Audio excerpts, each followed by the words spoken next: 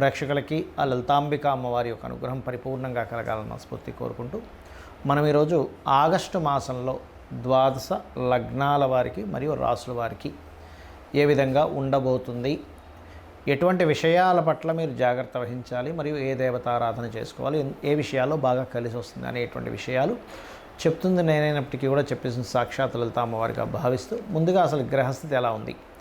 మనకి శని బుధుడు ఇద్దరు వక్రించి ఉన్నారు. ఈ యొక్క బుధుడు ఆగస్టు 11కి వక్రత్యాగం అయిపోతుంది, కానీ శని మాత్రం ఇంకో 4.5 నెలలు వక్రగతిలోనే ఉంటారు, 4 నెలల పాటు. అలాగే రాహు కుంభంలోని, వక్రించిన శని మీనంలోని, అదేవిధంగా గురువు శుక్రుడు మిథున రాశుల్లో, రవి దాదాపుగా ఈ కర్కాటకంలో 17వ తేదీ వరకు ఉండి 17వ తేదీ నుంచి కర్కాటక నుంచి సింహంలోకి మారుతాడు. బుధుడు కర్కాటకంలో ఉండి ఇందాక నేను చెప్పినట్టుగా వక్రించి ఉన్నాడు. బుధుడు 11వ తేదీ వరకు వక్రించి ఉండి 11 తర్వాత స్ట్రైట్ అవుతాడు. అంటే వక్రించి ఉన్నప్పుడు తన ఓన్ హౌస్ మీద తన యొక్క ఎఫెక్ట్ పడుతుంది. కన్యా మనకి సింహంలో కేతు ఉన్నాడు. ఇక ఈ చంద్రుడు కనుక చూసుకుంటే 1వ తేదీ నుంచి కనుక చూసుకుంటే తులారాశి నుంచి మరలా ఒక 12 రాశులు తిరుగుతాడు ఈ నెల, తులారాశి నుంచి మొదలుపెట్టి. సింహలగ్నము, సింహరాశి. సింహం వారికి ఇంతకాలం లగ్నంలో కుజుడు ఉండి ఇప్పుడు మారాడు. చెప్పాలంటే ఈ కుజుడు యొక్క మార్పు అనేటువంటిది ప్రధానంగా మీకు కొంతవరకు రిలీఫ్ అనేటువంటిది జరుగుతుంది. అదే కాకుండా మనకి రవి కూడా 17వ తేదీ నుంచి వస్తున్నాడు కాబట్టి కీర్తి యోగాన్ని ఇస్తున్నాడు. పేరు ప్రఖ్యాతలు రావడం అనేటువంటిది ఖచ్చితంగా జరుగుతుంది. కాకపోతే మీకు లగ్నంలో కేతు ఉన్నట్టే సప్తమంలో రాహు ఉండి సప్తమాధిపతి 6, 7 అధిపతి వక్రించి మళ్ళీ సప్తమంలోకి వస్తున్నాడు. కాబట్టి మీరు వివాహ నిర్ణయాలు తీసుకునేటువంటి అంశంలోని, పార్ట్నర్షిప్స్ చేసేటువంటి అంశాల్లోని చాలా జాగ్రత్తగా ఉండండి. కుటుంబ సభ్యుల మధ్యని కొన్ని ఘర్షణలు ఏర్పడతాయి. 2వ స్థానంలో ఉండేటువంటి కుజుడు ఉన్న నక్షత్రము, కుజుడు ఆ ఫలితాలను ఇస్తున్నాడు. మరియు వ్యాపార లాభాలు, వ్యాపారం విషయంలో అనుకూలత చాలా బాగుంది చెప్పాలంటే. కాకపోతే మీరు ఎట్టి పరిస్థితుల్లోని 3, 4 తేదీల్లో మీరు ఇన్వెస్ట్మెంట్స్ అస్సలు ఎట్టి పరిస్థితుల్లో చెయ్యకండి. 3, 4 తేదీలు. అదేవిధంగా ఈ 10, 11 తేదీల్లో ఎట్టి పరిస్థితుల్లో మీరు వివాహ సంబంధించిన విషయంలో నిర్ణయాలు కానివ్వండి, జీవిత భాగస్వామికి సంబంధించిన విషయంలో నిర్ణయాలు కానివ్వండి, వివాహ నిర్ణయాలు కానివ్వండి, పార్ట్నర్షిప్స్తో సంబంధించిన నిర్ణయాలు కానివ్వండి, సమాజంలో మీరు ఏదైనా ఒక మెసేజ్ ఇస్తున్నారు లేకపోతే అటువంటి విషయాల్లో కానివ్వండి కాస్త జాగ్రత్తగా ఉండాలి. మరియు 12, 13 తేదీలు కొంచెం కొన్ని యాన్స్టర్స్ ప్రాపర్టీ సంబంధించిన విషయంలో ఉన్నటువంటి కొన్ని చిక్కులు క్లియర్ అవ్వడానికి సూచిస్తుంది చెప్పాలంటే.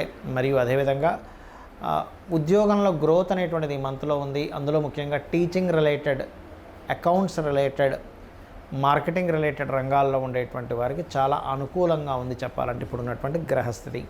కాకపోతే మీకు లగ్నంలో కేతు ఉన్నందుకు కాస్త గణపతిని ఎక్కువగా ఆరాధించండి, దత్తాత్రేయుడిని, అమ్మవారిని కూడా ఆరాధించండి.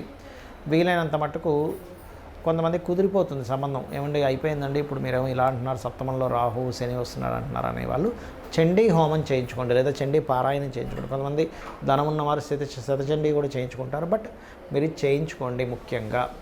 మరియు దీంతోపాటు ప్రధానంగా మీరు చేయవలసినటువంటి ముఖ్యమైన అంశము ఉదయం నిద్రలేచిన వెంటనే ఆ యొక్క గణపతిని కాసేపు కూర్చొని ధ్యానం చేయండి. తద్వారా లగ్నంలో కేతు సంచారం వల్ల అనీజీనెస్, అనవసరంగా ఉండేటువంటి కొన్ని వైరాగ్యాలు ఇటువంటివి క్లియర్ అవుతాయి.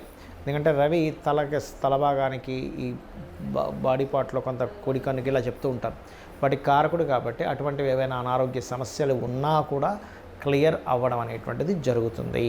జాతక చక్రాన్ని చాలామంది కేవలం గోచార ఫలితాలు మాత్రమే రూల్ చేస్తాయి అనుకుంటారు. గోచార ఫలితాలు కొంతవరకు రూల్ చేస్తాయి. మిగతా నవగ్రహాలు, ఇక్కడ చాలామందికి ఏంటంటే అపోహ, ఏమంటే శనే బాధనిస్తాడు అనుకుంటారు. కాదండి, ప్రతి గ్రహము కూడా మనకి చక్కగా మంచి పని చేసి పెడుతుంది, ఇబ్బంది ఇస్తుంది. అంటే ఎలాగా ఇబ్బంది అంటే తన స్వయంగా తన ఇష్టం వచ్చినట్టుగా ఇవ్వడం కాదు, మన కర్మ, పూర్వజన్మలో చేసుకున్నటువంటి కర్మ ఆధారంగా ఆ యొక్క ఫలితాలు జరుగుతూ ఉంటాయి, గుర్తుపెట్టుకోండి.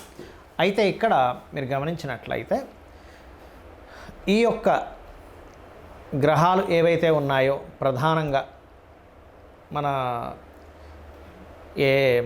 చూసుకోండి, మనకి నవగ్రహాలు రవి నుంచి కేతువు వరకు ఆ ఉన్న కండిషన్ బట్టి, అంటే ఉదాహరణకి మీరు లైఫ్లో ఎప్పుడు బాగా డిప్రెస్గా ఉంటున్నారు, ఎదగలేకపోతున్నారు అంటే మొట్టమొదటిగా మీ లగ్నాధిపతి ఎవరో గుర్తించండి. లగ్నాధిపతి ఎవరో ఆ యొక్క అధిష్టాన దేవతకి దీపారాధన చేసుకోవడము, లేకపోతే 12 లగ్నాల్లో ఏ లగ్నం అయిందో ఆ గ్రహానికి దీపారాధన చేస్తే ఖచ్చితంగా మీరు పేరు ప్రఖ్యాతులు సంపాదిస్తారు. దాంతోపాటు రవిగ్రహం ఎలా ఉందో చెక్ చేసుకోవాలి. మీకు మీరుగానే చూసేసుకోవచ్చు. ఇది మనమేమి దాని గురించి పెద్ద లక్షలు వేలు ఖర్చు పెట్టాల్సిన అవసరం లేదు. మీకు మీరుగానే నెట్లో కొడితే మీ లగ్నం ఏంటంటే డేట్ ఆఫ్ బర్త్ టైం కొడితే మీ లగ్నం వచ్చేస్తుంది. మీది పలానా లగ్నము, మీ లగ్నానికి అధిపతి ఇదని వస్తుంది.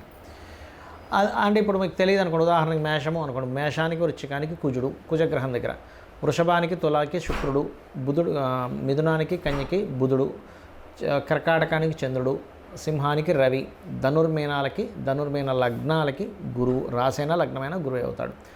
మకరము మరియు కుంభానికి శని.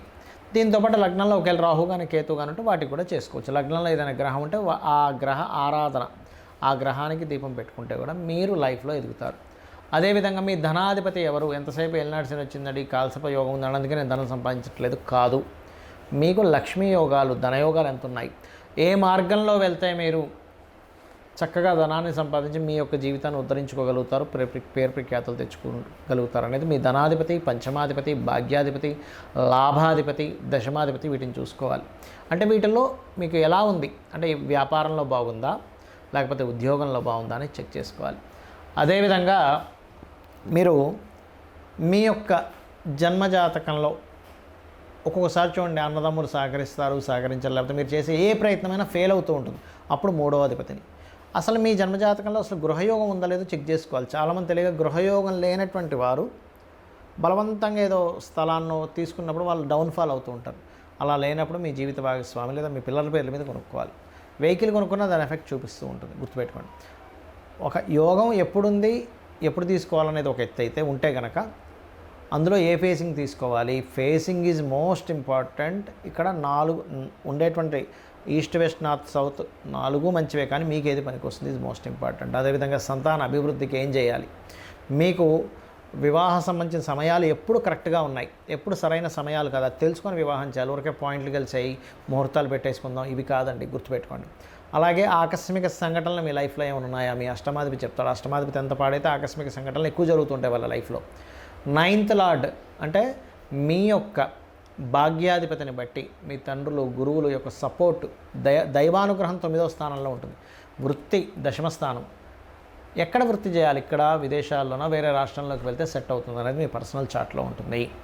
అలాగే వ్యాపారం చేయాలా వద్దా, వ్యాపారాలు లాభాలు వస్తాయా లేవా, అసలు వ్యాపార యోగం ఉందా లేదా, మీ బుధుడు మీ లాభాధిపతి బట్టి. మీ ఇన్వెస్ట్మెంట్స్ ఏమిటి, మీరు విదేశాలకు వెళ్తారా వెళ్ళరా, తండ్రి యొక్క ఆస్తికి సంబంధించిన విషయాలన్నీ 12వ స్థానంలో ఉంటాయి.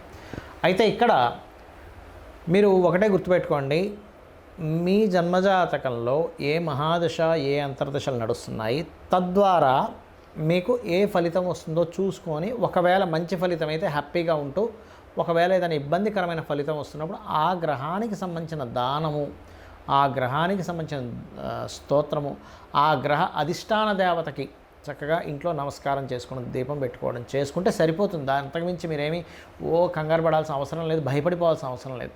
కాకపోతే మరీ తీవ్రంగా ఉంటాయి కొంతమందికి, వారి దగ్గర ధనం ఉంటుంది. అలాంటి వారు ఏ హోమమో ఇంట్లో చక్కగా సత్యనారాయణ వ్రతమో, చండీ హోమమో, లేకపోతే గణపతి తర్పణమో, మీకు సుదర్శన హోమం, మీ ఇష్టదేవత 4 డబ్బులు ఉన్నాయని నేను చేయించుకోగలను. కానీ ధనం లేకుండా ఏదో అమ్మో డబ్బులు పెడితేనే కానీ భగవంతుడు కనికరించడు, గ్రహం కనికరించదు అనుకోని మాత్రం ఎప్పుడూ అనుకోకండి దయచేసి. భక్తి ప్రధానము, అమ్మవారికైనా భక్తే ప్రధానం. మీరు 1,00,000 రూపాయలు ఖర్చు పెట్టి పూజ చేసినా భక్తిగా కూర్చోబడితే 1,00,000 కాదు కదా, 10 లక్షలు కాదు కదా, 10 కోట్లు ఖర్చు పెట్టి మీరు పూజ చేసినా అనుగ్రహం ఉండదు, దేవతా అనుగ్రహం. భక్తే ప్రధానం. భక్తి, శ్రద్ధ, దేవత ఉందనేటువంటి పూనికతో మీరు ఏదైనా చేయండి, మీ యొక్క తలరాతను మార్చేటువంటి శక్తి అమ్మవారికి ఉంటుంది.